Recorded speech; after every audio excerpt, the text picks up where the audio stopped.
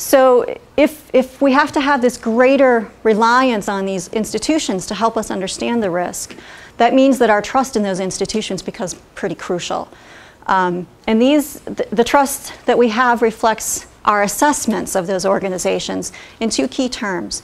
One is in the fiduciary responsibility, or their obligation, their fulfillment of their obligation to society. And this has lots of elements to it. You could think of it as their integrity, their commitment to similar goals, their commitment to safety, for example. The way they care. Do they demonstrate caring about the community at risk? Are they responsive to concerns that have been expressed? Do they use transparent approaches in talking to people and in communicating with people? The second component is their technical competence, how good they are. Can they manage the risks that come with the technology? And so those are kind of two key components that we're looking for.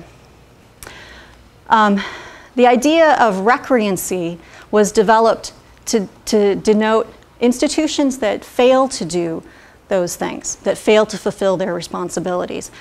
And the idea behind the term of recreancy is not to point out that organizations are somehow mean-spirited or evil. It's that they have practices or policies or components of their organization that simply fail to manage the risk. It's not that they're evil, that they're all in the pockets of industry. It's that they have the components of their organization are such that they lead to the failure to manage the risk. And one last point that I'll make is that this institutional risk is fragile. Once it's lost, it's almost impossible. It's very difficult to restore in those organizations. And that negative information carries more weight than positive. I think that's something that we intuitively have heard and know, but it's important to keep in mind. Okay, so let's jump into Marcellus. So what are the elements of risk that are at play here? So the things that are the risk objects, the things about our lives that are considered to be at risk. That includes both the objective change in water quality, higher TDS, for example. But they might also be how we connect to that water resource.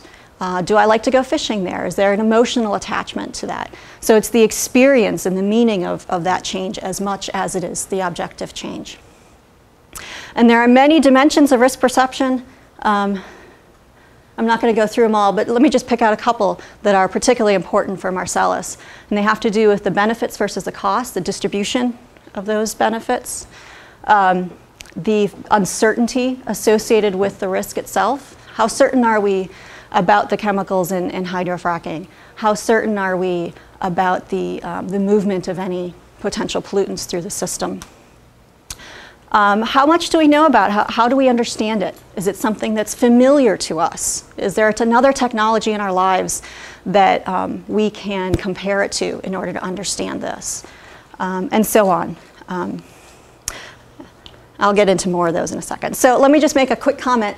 All of the italicized components of these slides are quotes from the people we interviewed. I'm going to start here with the interviews from local leaders within the case studies. So thinking about economic benefits and costs associated with development. A lot of potential for economic gain, both in terms of jobs and business development and growth in many communities, especially communities that have had very difficult times over the last 5, 10, 15, 20 years. The question mark associated with jobs, people did bring up, when are they coming for Pennsylvania residents? So lots of concern, still hope that those jobs will be here, but they didn't see them as of 2009 when we were doing these interviews. But there's also some costs, competition for workers, for businesses. We had several people talk about people who left their jobs with other kinds of industries, construction companies or auto mechanics and so on, because of opportunities in the industry. And those other businesses were having a very difficult time getting workers and materials for what they needed to be doing. A lot of hope for keeping youth in the community. A lot of an expectation that this could be a way for people to stay and have good jobs for the future.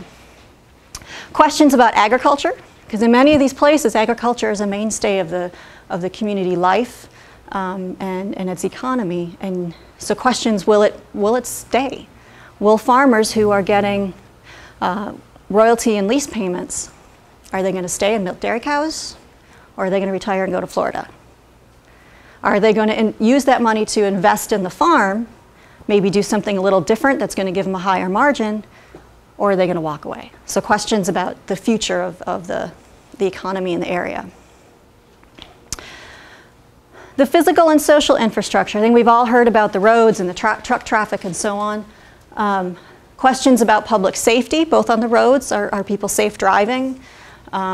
But also related to substance abuse, disorderly conduct, some things that they were seeing with a handful of workers in each place that were causing questions and problems.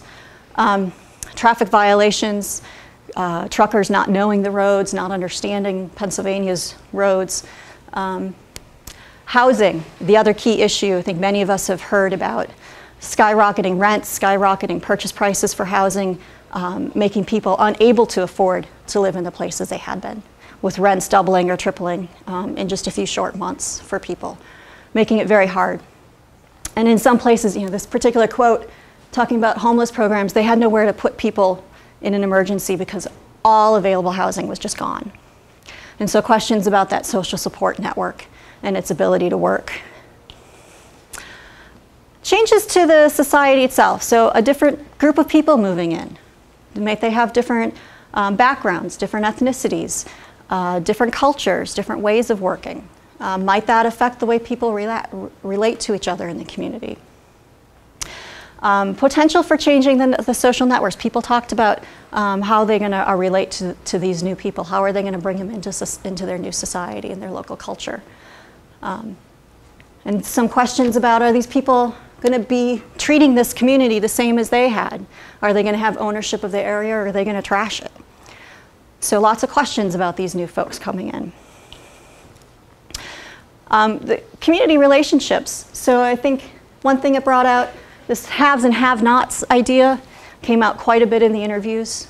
Who are the haves and who are the have-nots, and how do we help the have-nots experience this in a positive way, or at least diminish their have-not stature, and how do we make sure that there's some equity in that distribution? And then existing social divisions. And this particularly came out in the northern tier, where there's a great deal of seasonal home ownership, second home ownership, and this concern that people are just going to take advantage of it. They don't have to live with it, but they can get the money from it. The rest of us have to live with it. And that's an existing division that I think was pulled out a little bit here. And then also rural versus urban Pennsylvania, the long-term conflict or tension within the state. And that especially, this was in context of the severance tax, trying to understand if all of us in the northern tier and the Southwest were experiencing all these changes, but the severance tax is going to go to Philadelphia or Pittsburgh or Scranton or somewhere else that's going to benefit from this. So some long-term tensions kind of pulled out there. And then, of course, environmental quality, lots of questions about the impacts on water quality, both public and private drinking water, and also surface water quality. Questions about how fishing is going to be affected, and how wildlife habitat are going to be protected. Questions about forest fragmentation, the experience of being in the forest, whether it's hiking or hunting. Air quality came up only a few times, but it was present in those discussions. I would expect that would have changed if we were doing these more recently. Questions about recreation and tourism, because tourism is a component of a good chunk of that region, especially the PA Wilds region.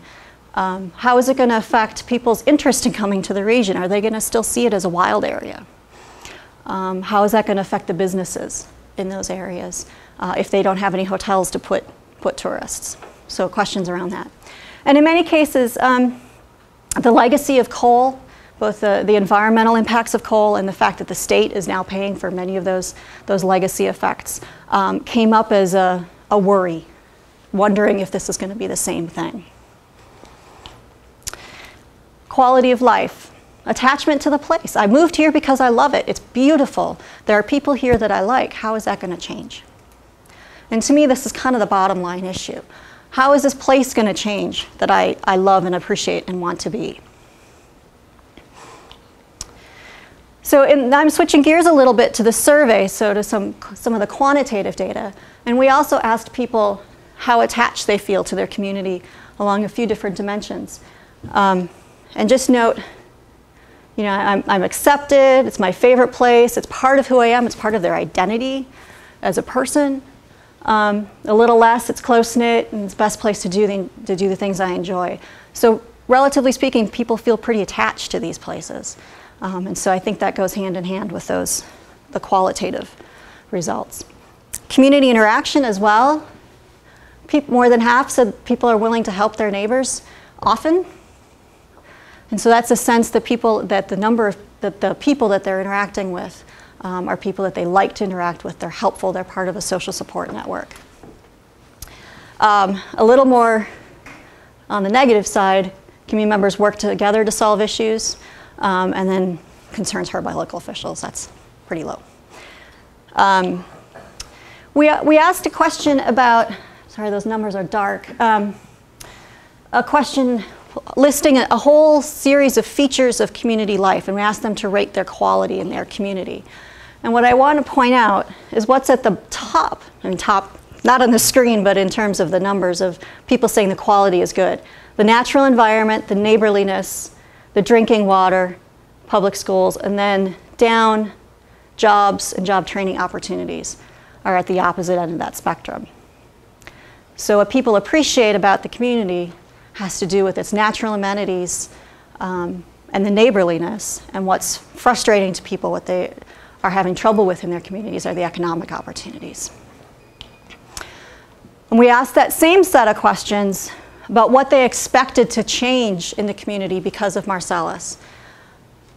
And again, they expected jobs to get better, but natural environment and drinking water to get worse.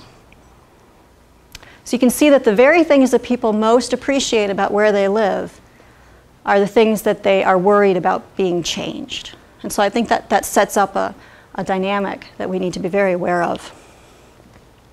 Now I mentioned I would talk about the risk perception, so how people think about that risk, not what is at risk, but what are the dimensions of the risk? How voluntary is it? How reversible is it? All of those kinds of things.